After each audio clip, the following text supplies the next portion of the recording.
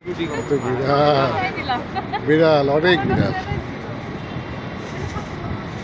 অনেক বিড়াল বিড়ালের জনসভা হচ্ছে। হ্যাঁ, বিড়ালের জনসভা মেসপালায় মেসপালায়